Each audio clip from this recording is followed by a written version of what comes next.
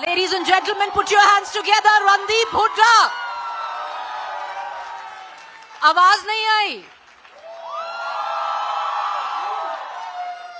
तो इस सेशन का जो हमारा टाइटल है वो है एक जाट काफी है. तो कहां से शुरू करें? राम राम रणदीप, बैठ जाएं. तो रणदीप राम राम. राम राम भाई, सब ने राम राम.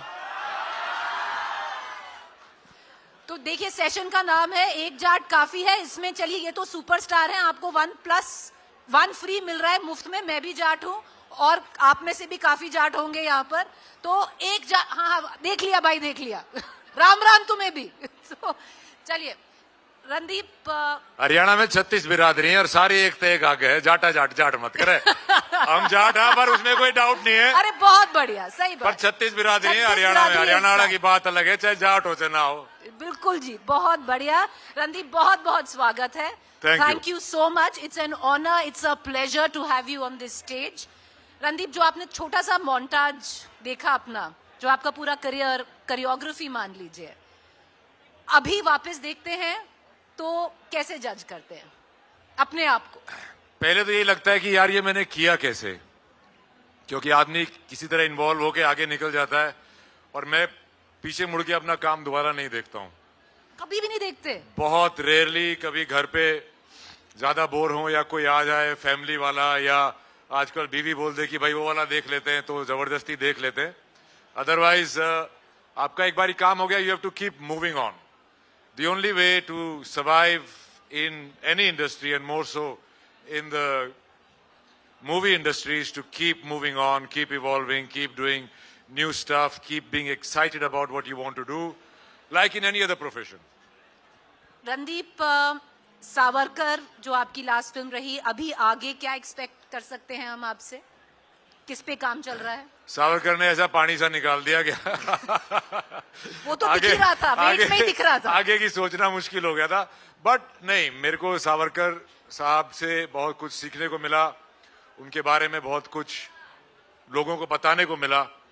और वो मूवी करते करते मैं सिर्फ एक अभिनेता से निर्माता, निर्देशक, लेखक बन गया. इससे बड़ी बात और क्या हो सकती है? तो सावरकर जी की एक स्ट्रगल भरी पिक्चर रही, जैसे कि उनकी एक स्ट्रगल भरी लाइफ रही. और उस स्ट्रगल से मैं बहुत ही कुछ सीख के निकला हूं और एक बेहतर कलाकार और एक बेहतर इंसान बन के निकला हूं. उस वक्त जब मैं कर रहा था तो मैंने सोचा था कि आगे से कभी हाथ नहीं लगाऊंगा डायरेक्शन, प्रोडक्शन को. पर उसको अभी समय हो गया है और फिर से एक धीमी सी आवाज उठने लगी है अंदर से कि भाई देखो, लाठी फेर ले. वही मैं बोल रही हूँ, जो हरियाणा से आते हैं आवाज धीमी नहीं होती. नहीं, मतलब एक आती आवाज. But I am going to direct and write more. I am already writing, but definitely I want to explore more of me as a storyteller. क्योंकि आप जब सिर्फ एक्टर होते हैं तो एक्चुअली आप बहुत छोटा हिस्सा होते हैं फिल्म मेकिंग का. आप एक्टर जब होते हैं तब आप होते हैं बटेऊ, मतलब दामाद होते हैं आप. सर आइए, सर को जूस पिलाओ, सर को ये करो. जैसे ही आप डायरेक्टर बनते हैं आप दूसरी साइड आ जाते हैं.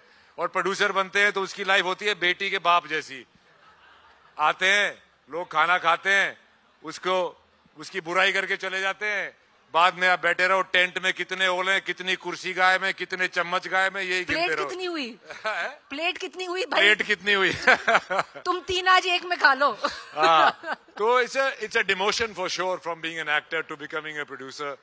बट आप एक स्टोरी टेलर हैं. आपको कहानियां बतानी है, आपको अपने तरीके से कहानियां बतानी है लोगों को. तो उसके लिए आपको फिर वो वाली लाठी भी लेनी पड़ती है.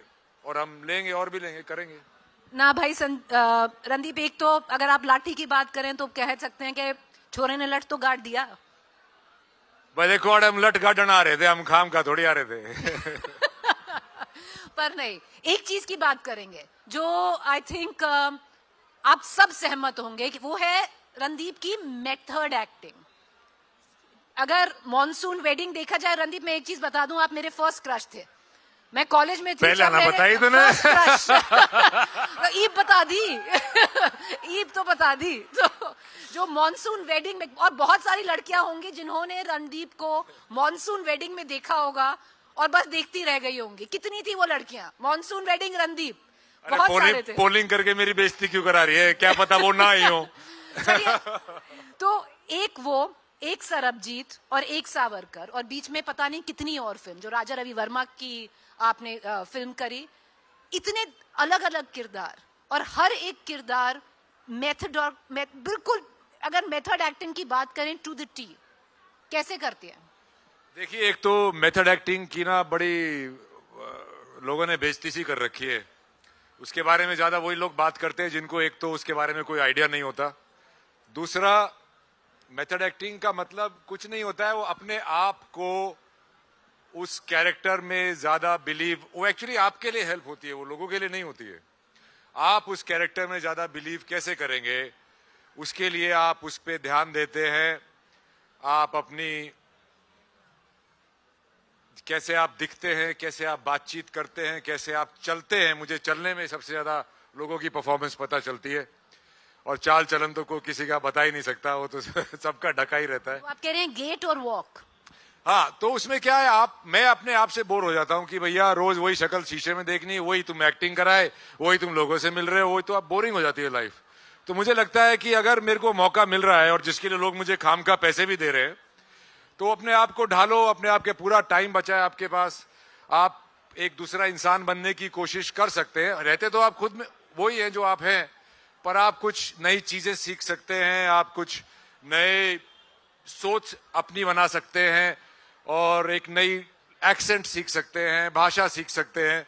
तो वो सब सीखने में मुझे मजा आता है, और मेरी हमेशा यही कोशिश रही है कि मैं दूसरों के साथ कभी कंपटीशन में आया नहीं था। क्योंकि जो मैं रोहतक से गया था वहां पे बम्बई, वहां पे हर एक इंडस्ट्री का हो, इंडस्ट्री का बच्चा हो या बाहर का बच्चा हो, सबका होता है इन एंड एज एक पिक्चर में आ जाए। जैसे आता था ना पहले in and as Amitabh Bachchan, right? तो मेरी पहली पिक्चर डी ही ऐसी हो गई कि वो करने के बाद मुझे लगा कि अब कहां जाऊं। इतना तो सोचा ही नहीं था आगे, ये सोचा था कि भाई बॉम्बे जाएंगे, एक पिक्चर में हीरो बन के आएंगे, इन एंड एज। वो मेरी पिक्चर पहली थी डी, जो कि दाऊद इब्राहिम पे लूजली बेस्ड थी। वो होने के बाद मुझे पता चला कि यार अभी आगे क्या करेंगे। तब मैंने काफी सारे रोल मना किए जो कि सिमिलर गैंगस्टर टाइप रोल थे, कि मैं क्या, मैं कुछ और करना चाहता हूं। मुझे बहुत लोगों ने एडवाइस दी कि आप वैसा ही दिखो, वैसी ही एक्टिंग करो, वैसे ही कैरेक्टर्स करो, तो आपकी एक आइडेंटिटी बनती है, उस आइडेंटिटी से आप स्टार बनते हैं। तो बात मेरे को बहुत लोगों ने बोली, पर मैं उस पर अमल नहीं कर पाया अंदर से। शायद करता तो एक अलग करियर पाथ होता, पर मेरे को हमेशा लगता था कि आप अपने आप से हर रोज अगर थोड़ा थोड़ा बेहतर होते रहें तो आप बहुत आगे चले जाएंगे। तो मैं अपने आप को ही थोड़ा थोड़ा बेहतर करता रहा, और धीरे धीरे मेरी एक फिल्मोग्राफी बनती गई, एक पहचान बनती गई, मे बी लाइक अ बहरूपिया। जैसे आप रेडियो पे सुनते हैं ना, बहुत एक्टरों की मिमिक्री करते हैं ना लोग, हैं? काफी एक्टरों की मिमिक्री की जाती है रेडियो पे, एड्स पे, इस पे उस पे। आपको मेरी नहीं मिलेगी कभी, क्योंकि मेरा एक रोल दूसरे रोल से ज्यादा मिलता जुलता नहीं है। एग्जैक्टली। और वही मेरी कोशिश रही थी। एक आइडेंटिटी होना भी एक बोझ है, और आइडेंटिटी ना होना भी एक बोझ है। मेरे कैरेक्टर्स, मेरे निजी जो मेरी पर्सनैलिटी है उससे जुदा रहते हैं, और इसीलिए शायद वो एक जगह बैठ नहीं पाते हैं। पर मैं चाहूंगा एक दिन ये सारा टॉक शो में मेरे सारे कैरेक्टर आगे बैठे और उनका इंटरव्यू लेना आप। नहीं, वो मैं सवाल आपसे पूछूंगी थोड़ा लेट, पर मैं आपको एक चीज सुनाती हूँ, क्योंकि अगर मेथड एक्टिंग की बात कर रहे हैं, जो मुझे बहुत अनबिलीवेबल लगा, जो बहुत सारे आप लोग होंगे आपको भी बहुत अनबिलीवेबल लगेगा, you will find it improbable, क्योंकि रणदीप हुड्डा ने एक रोल के लिए 28 डेज में 18 किलो वेट लूज किया है। मुझे नहीं लगता, सरबजीत बिल्कुल सही। और 18 किलो वेट लूज करना 28 दिन में, एक तो फिजिकली बहुत कहेंगे इम्प्रॉबेबल है, और अनसेफ भी कहेंगे। आपको एडवाइस अगेंस्ट ही किया होगा। मैं किसी को एडवाइस नहीं करूंगा यार। मेरे को इस बात के पैसे मिल रहे हैं और ये मेरी रुचि है, ये मेरी जिंदगी है, ये मेरा काम है। वैसा इतना फास्ट वेट लॉस किसी को नहीं करना चाहिए। सावरकर जी की बायोपिक में तो मेरा 32 किलो वेट कम हुआ था। देखिए, अगर आप जेल में रह रहे हैं और आपको दिन की एक सूखी रोटी मिलती है तो आप सिक्स पैक और बाइसेप्स वाले आदमी तो नहीं होगे। तो अगर मैं ऐसा दिखता उसमें तो एकदम से लोग देखते ही बोलते हैं अरे ये तो एक्टिंग कर रहा है, राइट? तो आपको पहली चीज, जैसा आप किरदार है, जैसा आप प्ले कर रहे हैं, 90% ऑफ द बैटल खुद के लिए और ऑडियंस के लिए आप जैसा आपको दिखना चाहिए और जैसा आपको बोलना चाहिए उस पे अगर आप सिर्फ कंसंट्रेट करें तो आपकी 90% बैटल तो वहीं पे खत्म हो जाती है। रही बात 10% की, उसमें आपको बहुत हेल्प होती है। आपके पास डायरेक्टर होते हैं, एक स्टोरी होती है, कैरेक्टर होता है, डायलॉग्स होते हैं, सीन्स होते हैं, तो उससे वो पूरा हो जाती है। ये मैं जानबूझ के नहीं करता हूं कि अरे मैं वेट लूज करके दिखाऊंगा। मेरे को तो जब रियलाइज होता है कि वेट लूज करना पड़ेगा तो मैं डिप्रेशन में चला जाता हूं यार, फिर से भूखा मरना पड़ेगा, फिर से वो करना पड़ेगा, तो मुझे कोई शौक नहीं है। 18 किलो 28 दिन में कैसे किया आपने? भूखा मर के, कुछ नहीं खाया, स्टार्वेशन। अरे खाओगे तो कैसे लूज होगा? Complete starvation. देखिए, उससे घर मुझे में बोला नहीं कि उससे मुझे बहुत बोला। मेरी मदर तो छोड़ के चली गई थी, वो रोज मेरे सामने पराठे बनाती थी किचन में। मैं कहा मम्मी मेरा टॉर्चर ऑलरेडी आपको दिख नहीं रहा है, और भी करना है? तो फिर मेरी मम्मी बोली कि भैया मैं तो तेरे को देख नहीं सकती। वो चली गई, बॉम्बे छोड़ के वापस आ गई यहाँ पे। तो सबको तकलीफ होती थी, पर मुझे पता है मैं क्या कर रहा हूं और मैं मर नहीं रहा हूं। पर उससे मुझे ये मिला कि अगर आप काली कोठरी में आपको 18 साल बंद करके रखा जाए, आपको खाने को ना दिया जाए, तो कहीं ना कहीं मैं उस कैदी की, उस किरदार की, कहीं ना कहीं मैं उसको छू पाया कि शायद ऐसी फीलिंग आती होगी। नहीं Randeep, you're one of the very few, and I would think most of us will be able to count them on our fingers in Bollywood today, who come so close to the character that they look like the character. You don't look like Randeep Hooda in most of your films. Agar aap, if it is that stud boy from Monsoon Wedding, you look like that person. If it is Savarkar, you look like Savarkar. If it was Sarabjit, aap bilkul Sarabjit ke hoobahu lage. Thank you. मैं क्या बोलूं यार। तो इस पे जबरदस्त तालियां, और एक पिक्चर मैं निकालूंगी क्योंकि रणदीप की थोड़े, हमने फिल्म्स की तो बात कर ली, थोड़े पास्ट में जाते हैं। एक फोटो दिखाते हैं रणदीप को। क्या रणदीप को पता था कि ये जर्नी फ्रॉम देयर, अभी आ जाएगा, फ्रॉम देयर ये रणदीप हुड्डा है, टू वेयर ही, ये फोटो याद है? कहां से लेके आए हैं हम? ये तो आपकी जो एडिटर साहिबा हैं उन्होंने निकाली है, क्योंकि मेरे स्कूल से हैं, एक साल सीनियर होती थी। ये चीटिंग है यार। बेचारी मेरी गर्लफ्रेंड को लोग क्या बोलेंगे? चलिए, मैं ये इस वक्त मैं शायद ऑस्ट्रेलिया में पढ़ता था और मैं वापस छुट्टी के लिए आया था। ये पिक्चर शायद नैनीताल की है और मैं अपनी उस वक्त की गर्लफ्रेंड के साथ घूमने गया था नैनीताल। और मुझे उस वक्त ये पता था कि भाई पढ़ लिख के तो मैं कुछ बनने वाला हूं नहीं। तो कहीं ना कहीं मैं एक्चुअली स्कूल में बहुत नाटक वाटक करता था, तो कहीं में मेरे कीड़ा था कि एक दिन मैं एक्टर बनूंगा। वो मैंने सोच लिया था और मेरे को लगता था कि मैं बन सकता हूं। क्या इस रणदीप को पता था कि इसको एक्टर बनना है? इस रणदीप को पता था इसको एक्टर बनना है, पर इसको ये नहीं पता था इसको वेट लॉस वॉस ये सब करना पड़ेगा। मेरे को तो लगा था जाके फोटो खिंचाएंगे, पार्टियों में जाएंगे, रेड कारपेट पे घूमेंगे और खूब सारे फैंस बनेंगे, खूब सारे पैसे आएंगे और ऐश की जिंदगी जिएंगे। उसको ये गधा मजूरी जो होने वाली थी ये नहीं पता था। पर रणदीप, आप चलिए, आपने बोला शुरू से लगता था कि एक्टिंग करना चाहेंगे, आपको स्पोर्ट्स का शौक था। आप वो मुझे इसलिए था क्योंकि जब मैं ऑस्ट्रेलिया में था, और मेरे ख्याल से इस वक्त तक मैं टैक्सी चलाना शुरू कर दिया था मैंने, तो मेरी टैक्सी में मेलबर्न में मैं नाइट शिफ्ट टैक्सी चलाता था, शाम को 5 बजे से सुबह 5 बजे तक। तो मेरी टैक्सी में बहुत तरह के लोग बैठते थे, सीईओ, स्पोर्ट्स स्टार्स। अपने मन से टैक्सी चलाते थे या पैसे की जरूरत थी? अरे पैसे की जरूरत थी यार, नहीं तो कौन बिस्तर से उठता है। तो मतलब पैसे की जरूरत थी, पैसे की जरूरत थी ना, चलाते थे टैक्सी बिकॉज उसमें अच्छी आमदनी होती थी और टैक्स फ्री होती थी, कैश इन हैंड माल मिलता था और आप अपनी मर्जी के मालिक होते थे। टैक्सी आपने नहीं चलानी, कोई आता है फेयर वाला कि भाई वहां ले चल, नहीं जाऊंगा, यहीं तक जाना है, बिल्कुल नहीं जाऊंगा, मेरी मर्जी। तो उस टाइप का थोड़ा, जो टैक्सी बिजनेस में थोड़ा इंडिपेंडेंस रहता है, आपका कोई बॉस नहीं होता, 12 घंटे के लिए आप अकेले होते हैं। पर मैं काफी मेहनत करता था। तो टैक्सी चलाते वक्त मुझे बहुत सारे लोग मिले।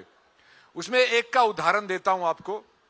उसमें एक शख्स थे जो एक HSBC बैंक में शायद काम करता था। वो बड़ा वाइस प्रेसिडेंट टाइप की जॉब में होता था।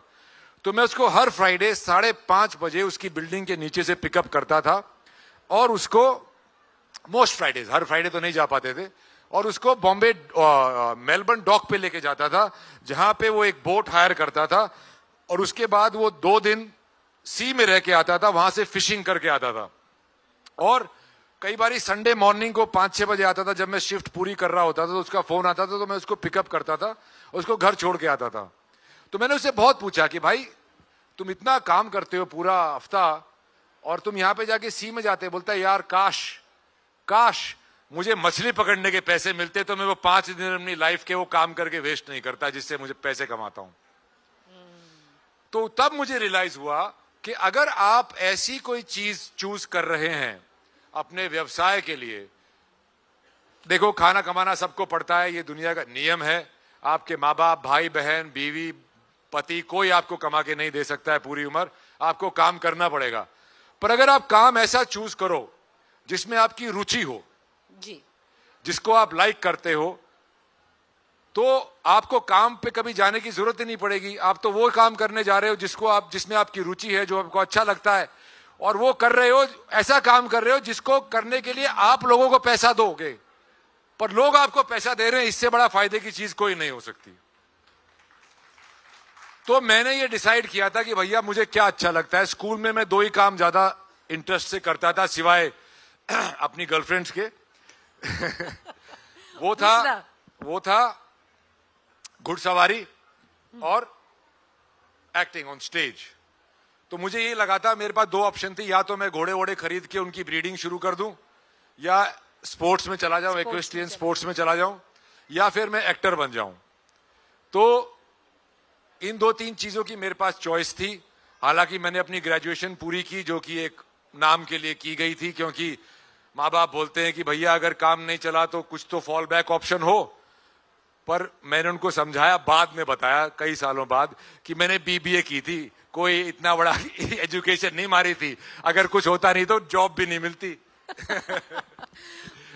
It's a course in common sense. तो मैंने जब वो किया तो मुझे रियलाइज हुआ कि मैं अगर अपनी रुचि फॉलो करूंगा तो मेरे को काम पे जाने की जरूरत ही नहीं। मैं तो बोल रहा हूं ये बात आगे पढ़नी नहीं चाहिए, पर पिक्चरों में काम करने के लिए मैं प्रोड्यूसरों को पैसा दूं, वो मेरे को देते हैं, ये बात की गनीमत है। रणदीप, स्पोर्ट्स भी एक ऑप्शन था आपके पास, और हरियाणा के लाल, देश के लाल भी बड़ी जल्दी बन जाते हैं जब स्पोर्ट्स चूज करते हैं। तो स्पोर्ट्स में क्यों छोड़ दिया कि चलिए घुड़सवारी रहने देते हैं? अबे छोड़ी नहीं है यार। अभी नहीं, 2 साल पहले तक तो मेरा सिल्वर मेडल आया था नेशनल्स में, शो जंपिंग में। छोड़ी नहीं है। देखिए, दैट इज क्वाइट। पर हॉर्स राइडिंग से एक फायदा हुआ। मैं स्पोर्ट्स स्कूल में पढ़ा था, राय स्पोर्ट्स स्कूल में, DPS RK पुरम आने से पहले, जहां मेरे बिल्कुल बिगड़ गया था। उसके पहले मैं एक अच्छा स्टूडेंट होता था राय स्पोर्ट्स स्कूल में। बहुत बढ़िया स्पोर्ट्स स्कूल है राय। बहुत बढ़िया स्पोर्ट्स स्कूल है, पर हमारा एक ही प्रॉब्लम है कि राय वाले कभी इंटरनेशनल लेवल पे मेडल नहीं लेके आए। क्योंकि क्या होता है कि स्पोर्ट्स इंडिया में इस कॉलेज लेवल पे, इस लेवल पे नहीं होता है। जैसे अगर आप चाइना जाएं या अमेरिका जाएं, वहां पे college level is a professional sports level. India में स्कूल में होता है, आपके पास स्पोर्ट्स का सर्टिफिकेट हो तो DU में स्पोर्ट्स कोटे में एडमिशन हो जाएगा, और जैसे ही एडमिशन होता है आदमी स्पोर्ट्स भूल जाता है। पर मेरे साथ के जितने भी थे जो कि बोलते थे कि अरे हॉर्स राइडिंग में क्या है, काम तो सारा घोड़ा कर रहा है तो वो मकरा है, तुम ज्यादा भागते दौड़ते नहीं हो, ये नहीं। वो सब लोग अभी घुटने खराब हो गए, बुढ़े हो गए, और मैं अभी भी नेशनल से मेडल मार के लाता हूं। मैं उन पे बहुत हंसता हूं उन पे।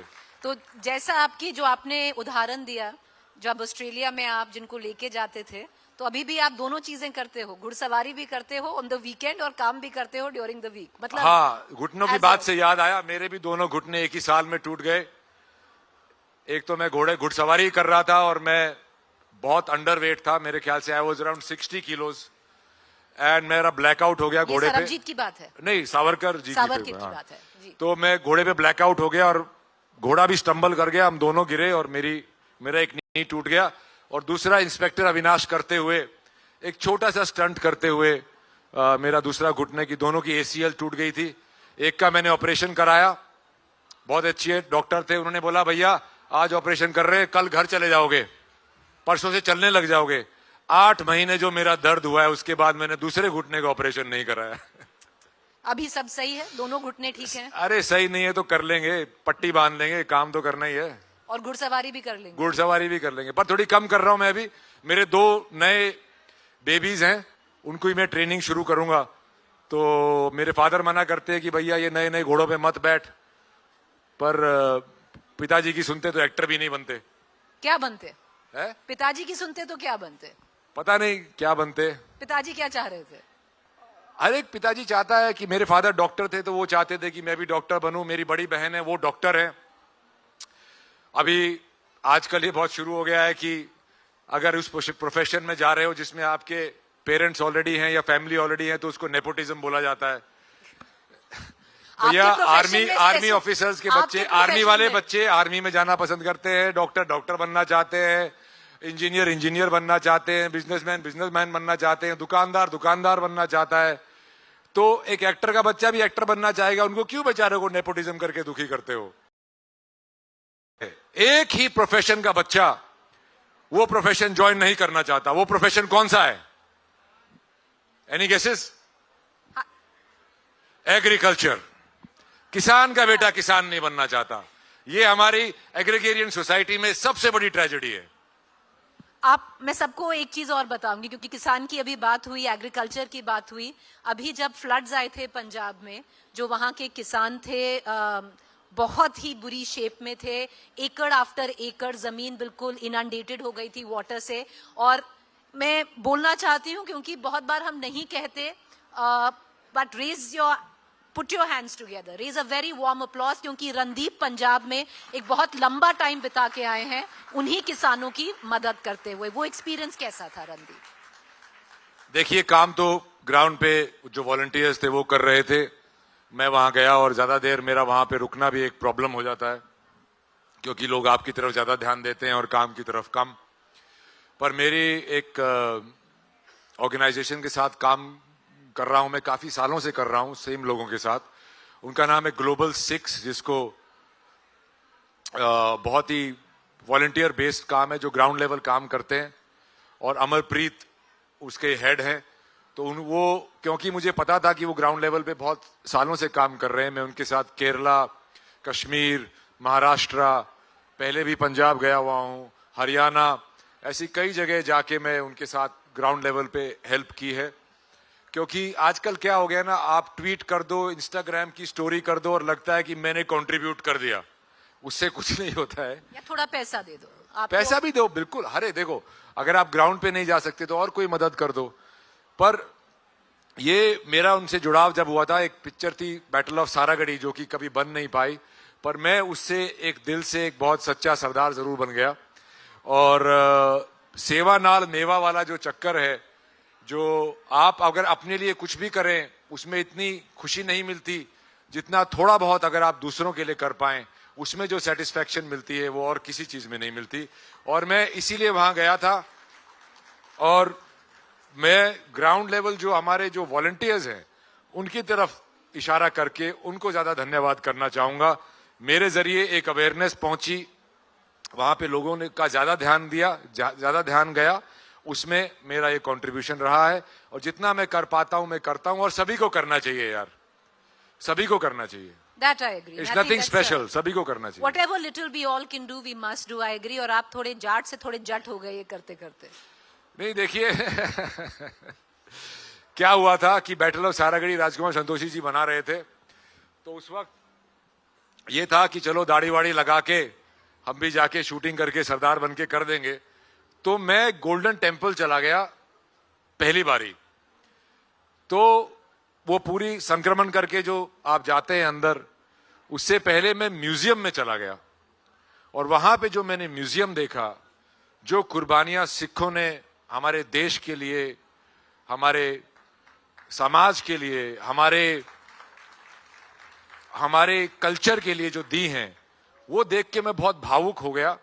और जब मैं ग्रंथ साहब के पास पहुंचा वो करते करते, तो मैंने वहां कसम खाई कि बाबा तेरे सिखों ने इतना बलिदान दिया है, मैं इतना करूंगा कि मैं आज से अंदर से सच्चा सिख बनूंगा और मैं अपने केश नहीं काटूंगा जब तक ये पिक्चर अपने अंजाम तक ना पहुंच जाए। तो 3 साल तक मैंने कोई काम नहीं किया, बाल भी नहीं काटे? बाल नहीं काटे। और मैं जब मैंने काटने पड़े एक्सट्रैक्शन के लिए, तब भी मेरा काटने का बिल्कुल मन नहीं था। पर फिर मैं गुरुद्वारा गया, मैंने बाबा से माफी मांगी कि बाबा मैंने अपनी तरफ से पूरा जोर लगा लिया, पर मुझे लगता है इस प्रोजेक्ट में सिर्फ मैं ही एक सरदार हूं, बाकी कोई नहीं।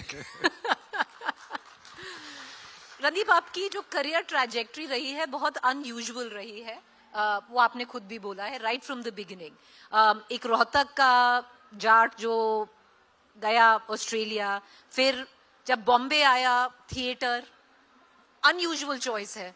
Usually one would look at big ticket projects, सीधा बॉलीवुड में। चॉइस ऑफ फिल्म्स बहुत unusual, under the tutelage of Naseer sahab, और अब पूरी जो आपकी ट्रैजेक्टरी रही है, बिगिनिंग वहां से क्यों की? देखिए, मेरे पिताजी को और पेरेंट्स को मैंने पहली बार बताया था मन से कि मैं एक्टर बनूंगा, तो मैंने ऑस्ट्रेलिया से फोन पे बताया था, क्योंकि मैं फर्स्ट ईयर में फेल हो गया था। उन्होंने बोला नहीं, जाट बुद्धि है, रहने दे। नहीं, तो मैं बोला पापा यहाँ पे ना बहुत अच्छा ड्रामेटिक्स डिपार्टमेंट है, मैं ड्रामेटिक्स डिपार्टमेंट ज्वाइन कर लेता हूँ पापा। ये 1 साल गया, कोई बात नहीं, उनको बताया नहीं कि मैं फेल हो गया था। तो उन्होंने बोला भाई भांडी बनना है तो घर आ जाए, एटलीस्ट हमारे साथ तो रह ले। फिर जब मैं वहां से डिग्री करके वापस आया और मैंने उनको बताया कि देखिए, और मेरे को जॉब भी लग गई थी एक, वो जॉब जो मैं कभी करने वाला नहीं था। क्या जॉब थी वो? वो एक एयरलाइन के मार्केटिंग डिपार्टमेंट में जॉब थी। अच्छा। सेल्स डिपार्टमेंट में। तो मैंने उनसे बताया उनको कि पापा मम्मी बैठो, मैं ना एक्टर बनना चाहता हूं professionally. So they just looked at me and kudos to my parents, they have supported me more than anybody else. उन्होंने सिर्फ एक ही बात बोली कि बेटा बुढ़ापे में हमारे ऊपर बोझ मत बनना। ऑनेस्ट। तो मैं बोला पापा कभी नहीं बनूंगा। तब से मैंने आज तक उनसे कभी एक आना नहीं लिया और ना ही लेना चाहता हूं। इनफैक्ट मैं तो उनको घुमाना चाहता हूं, फिराना चाहता हूं, अच्छी लाइफ देना चाहता हूं। पर ये उनकी रिक्वेस्ट थी। हर एक पेरेंट के दिल में यही आता है कि यार ये कर पाएगा नहीं कर पाएगा, हम तो किसी को जानते नहीं है, कोई है नहीं वहां पे। पर वही था, आपको कहीं ना कहीं थोड़ा सा फूल हार्डी भी होना चाहिए, अड़ियल होना चाहिए कि मैं करूंगा, देखी जाएगी रिस्क। और ये आज जब मैं तो काफी सोफिस्टिकेटेड पढ़ा लिखा जाट था, फिर भी मैंने जाके जब बॉम्बे में लोगों से बातचीत करना शुरू किया, और ये सब फिल्म वालों की ईगो बहुत ही नाजुक होती है। तो जिस तरीके से जाटों की भी तो ईगो वैसी होती है जी। एप्पल को एप्पल बुलाना, स्पेड को स्पेड बुलाना जो हमारी आदत है, वो किसी से हजम नहीं हुई। बोलता दिखता बहुत अच्छा है पर मुंह खोलते ही लाडू टपके हैं। तो लैंग्वेज भी ठीक करी। एक एटीट्यूड होता है जा जाके लोगों को बताना नहीं कि भैया ये ऐसा करने से थोड़ा बेटर हो जाता, उनको नहीं सुनना, उनको सुनना है वाह वाह वाह क्या काम किया है।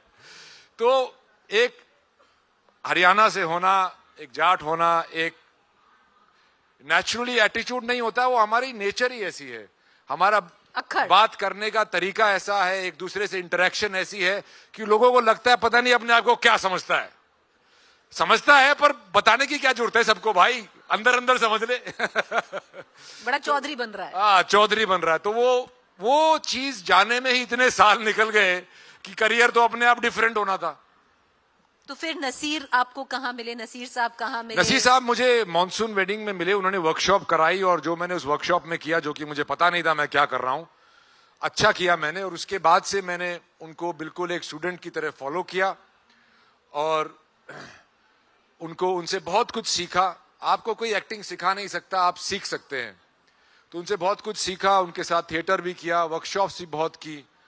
और धीरे धीरे फिर एक समय आया जबकि मैं खुद अपने आप में समझने लगा कि भैया वो उनकी सिखाई है, वो उनकी पॉइंट ऑफ व्यू है, वो उनका नजरिया है चीजों को देखने का। अब तुम्हारा नजरिया क्या है? तुम्हारे लाइफ एक्सपीरियंसेस से, तुम्हारे एक्सपीरियंस से काम के एक्सपीरियंस से, हर चीज से, अब तुम्हारा नजरिया क्या है। एक समय आता है जब आप प्रोफेशनलिज्म में, एक प्रोफेशन में आप जाते हैं, आप पहले मेंटोर को फॉलो करते हैं, फिर आप फॉलो करते हैं जिनको आप आइडियलाइज करते थे बचपन में, उनको फॉलो करते हैं। फिर एक समय आता है कि भैया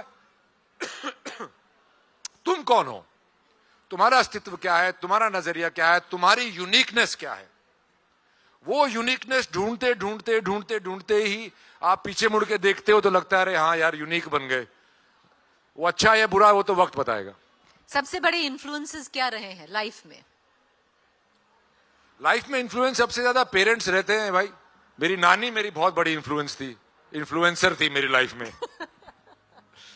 जब मैंने नानी को बताया, मिर्च मसाला मैंने और नानी ने साथ में देखी थी, तो मैं नानी को बताया, मैं कहा नानी नसीरुद्दीन शाह गल्ला काम करूं।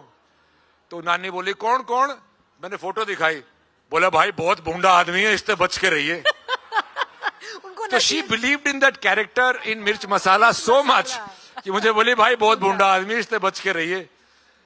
सो वो इन्फ्लुएंस रही। मेरे पेरेंट्स, मेरे फादर बहुत बड़े इन्फ्लुएंस रहे। और मैं थिएटर में इसलिए गया क्योंकि मेरे फादर ने मुझे बताया था कि बेटा, मैंने ना बचपन में बोला था कि मुझे मोटरसाइकिल चाहिए।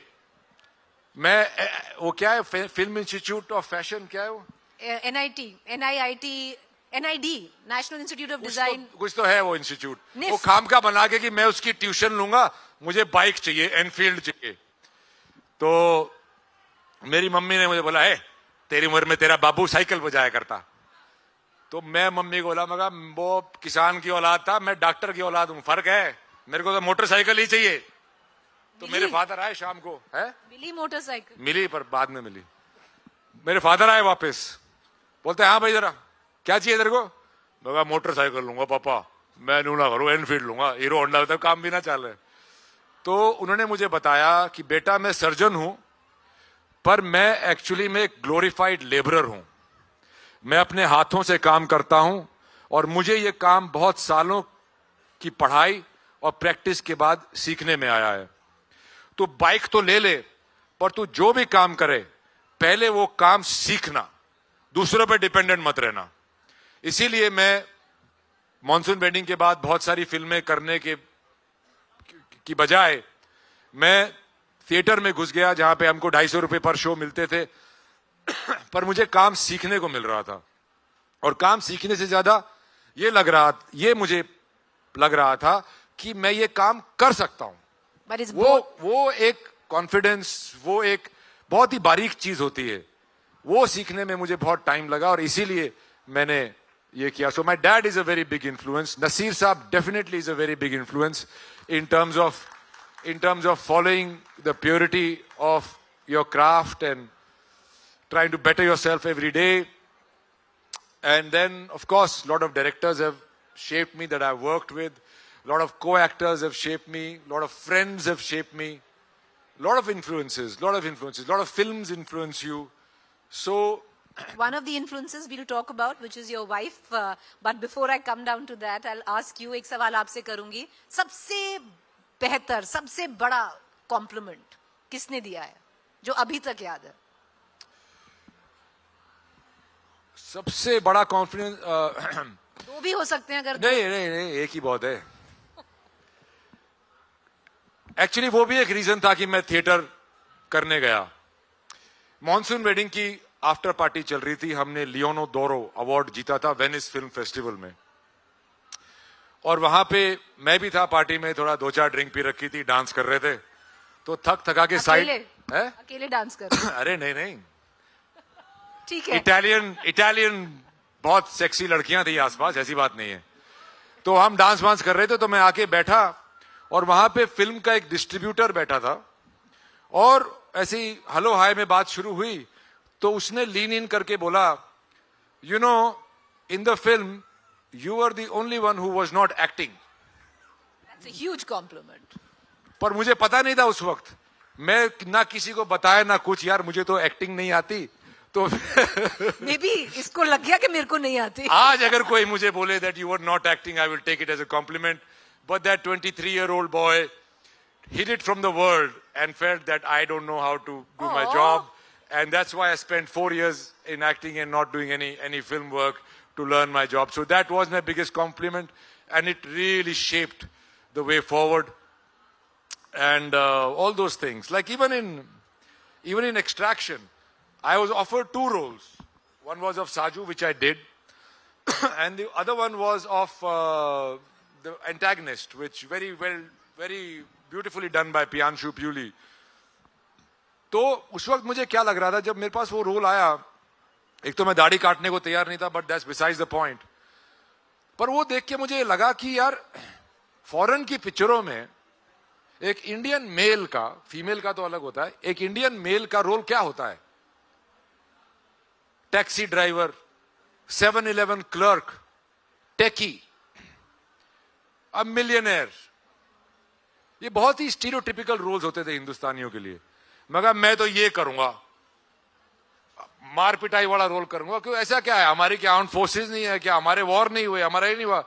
अमेरिकन्स ने क्या किया है? अमेरिकन्स ने एक बहुत बड़ा वो चला दिया है उनकी सॉफ्ट पावर से कि अमेरिका एक तो सबसे बड़ा देश है, सबसे पावरफुल देश है, सबसे अच्छा देश है. They are always on the side of good. They are the most powerful. उन्हीं के मरीन है, हमारे मरीन तो कुछ नहीं है. तो ऐसा एक उन्होंने एक इमेजिंग बना रखा है. तो वो तोड़ना बहुत जरूरी है. हालांकि अमेरिका वर्ल्ड का सबसे पावरफुल देश लोग बोलते हैं, पर वियतनाम में उनको पीटा, अफगानिस्तान में उनको पीटा है. It took $2 trillion and countless lives to replace Taliban by Taliban. ये अमेरिका की वो है. बट अगर आप उनकी इमेजिंग देखो तो उनकी इमेजिंग कितनी स्ट्रांग है. तो मैं यही चाहता हूं इन द फ्यूचर कि हम भी अपनी सॉफ्ट पावर से सिर्फ गाना बजा के अपने फ्राइडे में कितनी कलेक्शन हुई को छोड़ के ऐसी पिक्चरें और ऐसी स्टोरीज मैं बताना चाहता हूं जहां पे हम हिंदुस्तानियों का की जो ग्लोरी है, whether it is our armed forces, whether it is our culture, whether it is our history, whether it is our resilience, उन सब चीजों को एक वर्ल्ड स्टेज पे लाके लोगों को दिखाया जाए ताकि वो हमको किसी से कम ना समझे. That's a great thought. And इसीलिए मैंने एक्सट्रैक्शन में साजू का रोल दिया. मगर क्रिस हेम्सवर्थ होगा भाई 6 फुट 4 इंच का, मारा भी गुस्सा छोटा ना है, मारे दौरे भी 2.5 किलो का हाथ है? तो इसीलिए मैंने वो करा. तो that is something which I am looking forward to doing. And I think it is time that we song and dance all over the world, people like Bollywood, but we have more stories, we have more glories, we have a past. You know, एक वो आई थी, एक कहीं भी तो बारिश नहीं हो रही थी और बिहार में या कहीं पे किसी ने मेंढक मेंढकी की शादी करा दी थी. हाँ, है? वो हमेशा होता है जब बारिश हाँ, आती है हर तो उसमें साल इतना लोग हंसे थे, कितना हंसे थे. अरे इससे क्या होगा? यही चीज अगर रेड इंडियंस करते ना, अमेरिका वाले, तो सारे फॉलो करते. अरे यार देख कितना कूल है, क्योंकि हमारे दिमाग में उन्होंने कूल बैठा रखा है. अरे भैया हमारे भी रीति रिवाज है, हमारी भी हिस्ट्री है. हमारे लोग पागल थोड़ी है, इतने हजारों साल से जिए आ रहे और आज भी जी रहे, उसी कल्चर से जी रहे. सो देयर इज इसका ये मतलब नहीं कि आप एक्सट्रीम पे चले जाओ, पर there are our stories and I want, because there are actors who have done that. Priyanka Chopra has done it, Irfan Khan has done it, Aum Puri Saab has done it, Nasir Saab has done it, so many, Satyajit Ray has done it, so many people have done it across the world. Merchant Ivory made so beautiful pictures about our country and culture. वो अभी हम Fridays में भूलते जा रहे हैं. And I want to be the conduit, a storyteller who takes India's pride to the world, not the poverty porn that the West is used to. That's a great thought, and we really look forward to what Randeep will come up with next. But now we have the last 6-7 minutes, so I'm moving on from the professional to the personal. सवाल भी लेंगे, सवाल भी लेंगे. तो एक चीज बताइए, how did Haryana meet Manipur? शादी जिनकी हुई है वो मणिपुर से आई हैं. देखो, इसीलिए मणिपुर वहां वाले लोगों को यहाँ वाले नहीं समझते. तो क्या होगा, राजस्थान और मध्य प्रदेश वाले में शादी होती तो क्या ये सवाल उठता? नहीं उठता. अरे हम तो ऐसे ही पूछ रहे हैं, how did Haryana meet Manipur? Anyway, in Bombay, cosmopolitan city. So I met her during theater only. She's also a theater हाँ, actor. she was in acting. She was doing the backstage and all that. She was part of the troupe. वो New York से acting का course करके आई थी. तो वहां से हमारी दोस्ती शुरू में शुरू हुई और वो दोस्ती धीरे धीरे कोविड के दौरान जहां पे बहुत लोगों की जिंदगी बदली, हमारी भी बदल गई, तो हमारा भी ब्याह हो गया. बट मैं तो उसको बोलता हूं, हमारे जब बालक होएगा ना तो बॉक्सिंग ग्लव लेके पैदा होगा, क्योंकि मणिपुर के और हरियाणा के बॉक्सर यही सबसे आगे होते हैं. छोरी भी हो सकती है, बाड़ा की क्यों? हाँ, छोरी भी तो, अरे छोरी बॉक्सर नहीं हो सकती ना? हो सकती है. आजकल अभी तो मारा वो कौन है, वो शोरान लड़की नहीं है भिवानी की, अभी तो गोल्ड लेके आई है वर्ल्ड चैंपियन में. सही कह. हाँ, चैंपियनशिप में. हाँ, तो मणिपुर और हरियाणा से मैक्सिमम बॉक्सर्स आते हैं. मैक्सिमम बॉक्सर्स आते हैं. और एक ये हुआ, और फिर जब ब्याह हुआ तो मणिपुर में बहुत प्रॉब्लम चल रही थी, तो हमने काफी टालने की कोशिश की, पर हमने बोला कि नहीं. मैं उसको समझाया, हमारी आपस में बात हुई कि भैया शादी जो होती है वो दो इंडिविजुअल्स में नहीं होती है, वो दो फैमिलीज में होती है. तो मैं कहा उसको तो कवर करना ही पड़ेगा. तो हम वहां पे गए. हमारे स्कूल के सीनियर असम राइफल्स में ब्रिगेडियर थे, तो उन्होंने बहुत हमारी हेल्प की. यशदीप सांगवान, वो नहीं होते तो शायद हमारी शादी ना हो पाती इतनी अच्छी तरीके से. वहां गए तो मैं उसको बोला, यार शादी तो लड़की के कल्चर में होती है, दूल्हा लड़की के वहां जाता है, उल्टा थोड़ी होता है. तो वहां गए हम, काफी केओस था, काफी सिक्योरिटी थी. हम 8-10 बाराती गए थे और मोस्टली वहां के लोग थे. तो वहां जब उनके रीति रिवाज देखे, वो सब देखा, तो हम दंग रह गए. यार हम कहाँ कल्चर, हमारा तो कल्चर एग्रीकल्चर है हरियाणा का, तो उनका कल्चर है भाई. आग भी ना जलाई फेरों में, तुलसी के चारों तरफ कर दिया और मेरे को बैठा दिया कि भाई हिले मत, अगर हंसा या इधर उधर देखा तो अच्छा ग्रूम नहीं माना जाएगा. मैं कहा हरियाणा की बेइज्जती कराने यहाँ नहीं आ रहे. मैं नहीं हिला, चाहे मक्खी आ जाए मच्छर. बैठा रहा वहां पे. और वो सब करने के बाद वन रियलाइज कि यार इतना ब्यूटीफुल कल्चर, और हमारे लोगों को उसके बारे में पता नहीं है. अभी हमारे गांव में क्या बोलते हैं, अरे भाई हुड्डा का हरियाणा में ब्याह क्यों नहीं होया? उसके बाद गवर्नमेंट जॉब नहीं थी. गवर्नमेंट जॉब होती तो हो जाता. फिर बोले हमने तो बिहार तक का देखा था, भाई ने मणिपुर भी दिखा दिया. तो आपने उनका कल्चर देखा, उन्होंने आपका एग्रीकल्चर देखा? हाँ देखा. वो गांव गई थी, शादी से पहले गई थी. शादी से पहले पैंट पूंट पहनी हुई थी. मैंने उसको रुकाया पानीपत में, लेके गया मॉल में. मगर अंदर से सूट पहन के आ जा. गांव में ऐसे नहीं जा सकती भाई. क्या बोला उन्होंने? हाँ, she was game of course. अरे अपने किसी के भी कल्चर की, रिलीजन की मान मर्यादा रखने से क्या जाता है यार, रखनी चाहिए. यही तो सभ्यता है. और अगर एक ही पॉलिटिकल बात करूंगा मैंने तो एक सवाल पॉलिटिकल नहीं पहले बोल के आया था, पर एक और चलते चलते बहती गंगा में एक और हाथ धो देता हूं. ज्ञान तो मैं पेल ही रहा हूं, एक और पेल देता हूं कि भैया बहनें, इसकी बहनें और मेरे भाइयों, एक डेमोक्रेसी में अगर आप किसी दूसरे फेलो सिटीजन से सिर्फ इसीलिए नफरत करते हैं कि उसका पॉलिटिकल बिलीफ आपसे अलग है, तो आप डेमोक्रेसी डिजर्व नहीं करते. उसकी कोई गलती नहीं है. That's a great thought. A big round of applause. देखिए, एक ही कंडीशन थी इस इंटरव्यू की कि एक पॉलिटिकल सवाल नहीं होगा, 2-3 बार खुद ही पॉलिटिकल. अरे पॉलिटिकल आंसर तो कर सकते हैं. अच्छा हाँ, पॉलिटिकल आंसर कर सकते हैं, सवाल नहीं. ये तो मैंने वैसे ही जनहित में जारी किया है. अच्छा चलिए, क्योंकि वक्त जा रहा है. आज तक में है ना. एक और चीज डिस्कस हुई थी कि रणदीप डांस नहीं करेंगे पर गाना गाएंगे. अरे भाई नाचने गाने वाले बॉलीवुड में बहुत है, उनको बुला लेते. अच्छा चलिए, गाना भी नहीं गाएंगे. आपने खुद बोला था मेथड एक्टिंग में आपने बोला था everything is on the gate and walk. तो वॉक करा सकती हूँ. सरबजीत कैसे चलेंगे, सावरकर कैसे चलेंगे, और मॉनसून वेडिंग के किरदार कैसे चलेंगे? अरे भूल गए भैया, वो पुरानी बातें क्यों कर रहे हो. नहीं, पर पब्लिक से भी पूछ लो ना, एक आधा सवाल किसी को पूछना होगा तो। एक दो क्वेश्चंस आप जो एक गाना गा देता हूं मैं। गाइए। अरे वही तो एक पिक्चर करी थी मैंने, लाल रंग देखी किसी ने? उसमें एक गाना था, जो राधा ने पाया श्याम में, जो सीता ने पाया राम में, मेरे जिसा ना पावे गाम में, जब बांधू मैं मोर, तेरे पे मैं कर दूं खर्च करोड़, तेरे पे मैं कर दूं खर्च crore. Thank you, what a spot Randeep, that's a big spot. हम 3 सवाल लेंगे। वो जो वो महिला ब्लू स्वेटर में बहुत टाइम से हाथ खड़े करे हुए हैं। Hi sir. Hi darling. मेरा नाम पूजा है। मतलब मैं आपकी बहुत बड़ी वाली फैन हूँ। है तो छोटी सी वैसे। मैं अपनी मम्मी को आपके रील्स दिखा के बोलती हूँ, हाँ मुझे इनके से ऐसा बनना है, मैं आपसे एक बार मिल सकती हूँ प्लीज प्लीज। क्या कर रहे हैं?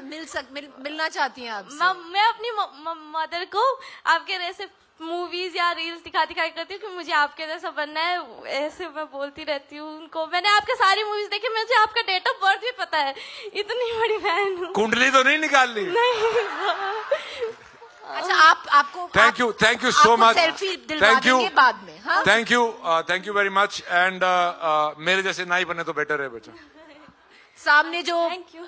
जो सामने बैठी हुई हैं और फिर पीछे आएंगे आप बहुत टाइम से। हाँ, आपके पास आएंगे। एक्चुअली अच्छा है तुम मम्मी को रील दिखा रही हो, मम्मी तुमको दिखा रही होती तो प्रॉब्लम थी। Hello sir, I am Deepali. Hi Deepali. Sir मेरे को ये पूछना था, आपने सनी देओल के साथ जाट में काम करा है जिसमें आपकी एक्टिंग एक्चुअल में बहुत अच्छी थी। जाट में आपने एक्चुअल में बहुत ज्यादा अच्छा काम करा है, क्योंकि मैंने आपकी कोई भी मूवी थिएटर में नहीं देखी, मैंने वो जाके देखी थी। मैंने घर वालों को फोन बेटा जब थिएटर में पिक्चर आया करती कोविड से पहले, जब तू बालक थी। हाँ, मैं 8th में थी तब। हमारी मोस्टली फिल्म एडल्ट वाली होती है। ए सर्टिफिकेट वाली। तो आपने सनी देओल के साथ काम करा था, आपको कैसा लगा, कैसा एक्सपीरियंस था वो? बहुत अच्छा एक्सपीरियंस लगा यार। देखो हमारे लिए तो धर्मेंद्र पाजी से बड़ा कोई स्टार नहीं है, बाकी सब पानी कम चाय, और उनका प्यार हमेशा सनी देओल जी के साथ भी रहा है। तो बहुत अच्छा लगा। एक ऐसे लगा कि हम अपने जिनको हम बचपन से चाहते थे और असली में चाहते थे, और उनके साथ काम, उनको देख के इंस्पायर होते थे, डोले डाले अपने भी देखते थे, तो उनके साथ काम करने को मिला तो बहुत अच्छा। बड़ा सज्जन और बड़े आदमी है, मेरे को बहुत ही बड़े आदमी, मेरी बहुत पटी उनसे। और कुछ तो दोनों जाट, हमारी वैसे भी किसी के ज्यादा घास डालने की आदत नहीं थी, तो दोनों जाट भाई अपना चुपचाप कुर्सी पे बैठे रहते, मतलब की बात करते और अपना काम। जो वो बिल्कुल, हाँ, वो बहुत टाइम से अपना हाथ उठाए रखे हैं। राम राम सर, मैं चंद्रभूषण। सर आपकी लाल रंग मूवी देखी, सबसे बेस्ट मूवी है सर। मेरी एक रिक्वेस्ट है सर, जो हवा में प्रणाम डायलॉग एक बार रिपीट कर दीजिए सर। बाबूजी हवा में प्रणाम, बाबूजी तन्ने भी प्रणाम भाई। आपको भी हवा में प्रणाम। वो लाल रंग जब पिक्चर बनी थी और जैसे वो रिलीज हुई थी, ऐसे ही उन्होंने बेचारों के पास जो भी कुछ प्रॉब्लम रही होगी, तो वो ऐसे ही रिलीज हो गई। उसको थिएटर भी नहीं मिले, कुछ ढंग से प्रमोशन भी नहीं हुआ। पर बाद में वो पिक्चर बहुत चली। मेरी तो लाइफ का ही लेट ब्लूमर का एक मेरा वो है, मेरा को लगता है मेरा करियर अभी शुरू होने वाला है। तो लाल रंग 2 जब मैं बनाऊंगा ना डार्लिंग, उसको ऐसे पार्टनर्स के साथ बनाऊंगा कि वो हर जगह पहुंचे और आप सबको उस पर गर्व हो। आप right there in front. Ram Ram Pradeep भाई। राम राम भाई, राम राम। अच्छा, कहीं भी जा रहे हो आप, दुनिया के कॉर्नर में कहीं भी जा रहे हो, आपके पास भीड़ है फोटो फाटो वाले की, उसमें एक बीच में आओगा, राम राम भाई। मैं कहा भाई इस गैला फोटो जरूर ले लो, नहीं तो गांव में जाके गाली देगा। हाँ भाई बता। आपका काम मैंने एक्सट्रैक्शन में देखा, मेरे को बहुत अच्छा लगा। हाँ, उसमें सैम हार्वे और जिम रूसो, इनका स्क्रीन प्ले था। छोटा रोल था मगर बहुत इंपैक्टफुल था आपका, और वो लॉन्ग टेक का एक्शन मैं कभी भूल नहीं सकता। उनका क्राफ्ट स्क्रीन पे तो यूनिक दिखता है, बट आपने उनके साथ काम किया, आपको क्या उनके काम में यूनिक लगा, ये जानना चाहूंगा। कि वो बहुत प्रिपेयर होके करते हैं। मैं और क्रिस 1 महीना हमने उस कितने सेकंड का था वो, 1 महीना उसकी रिहर्सल कराते थे 4 बारी दिन में, फिटनेस कराते थे, सब कुछ कराते थे। तो उनका यही है, वो पिक्चर एक्चुअली में 55 दिन में ही शूट हुई थी शायद, 52-55 दिन में, पर उनका 8 महीने पहले से अहमदाबाद और बैंकॉक में उनकी रिहर्सल्स चल रही थी। तो उनका सबसे बड़ा ये होता है कि वो बहुत प्रिपरेशन से करते हैं, बहुत ज्यादा पहले काम करते हैं ताकि उनको बाद में काम कम करना पड़े। तो हम लोग थोड़ा सा ठीक है देखी जाएगी, कर लेंगे टाइप से, उनका थोड़ा सा वो एटीट्यूड बहुत प्रोफेशनल है, पर वो बहुत ड्राई भी है कि भाई थोड़ी देर में कर लेंगे, ये नहीं चलता, करना उसी वक्त पड़ेगा। और क्रिस भी कितने दिन वहां रहा था, तो ऐसी बात नहीं है। कई बार क्रिस को बोलता था, मैं कहा तू हमारे गांव में होता ना, तेरा रंग इतना गोरा ना होता, तो मुझे लगता जिनको हमारे गांव में भैंस चरा रहा है। आखिरी 2 सवाल, चलिए। इतने सारे हाथ, अरे चलो जो एक खड़े हुए हैं वहां पर दे दो, उधर दे दीजिए। मैडम वाले ज्यादा है यार।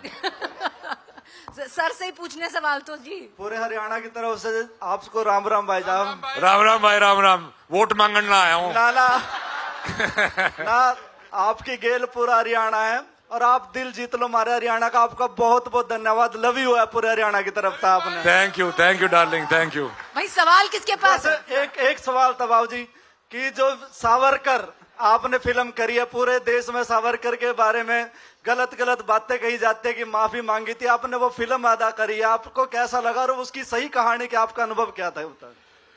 देखिए, मेरे को भी नहीं पता था कि सावरकर साहब की जीवनी में क्या हुआ। मैं भी उनकी छवि की तरफ से ही था, और जब मैंने उनके बारे में पढ़ा और जजमेंट ली, तब मुझे पता चला यार इस इंसान को इतना कुछ कहा जाता है और कोई इसकी तरफ नहीं। तो हरियाणा में एक जोक होता है कि एक आदमी शहर जा रहा था, गांव उल्टा आया, तो गांव में कोई नहीं। तो उसने पूछा लोगों से, भाई कित गए गांव वाले सारे?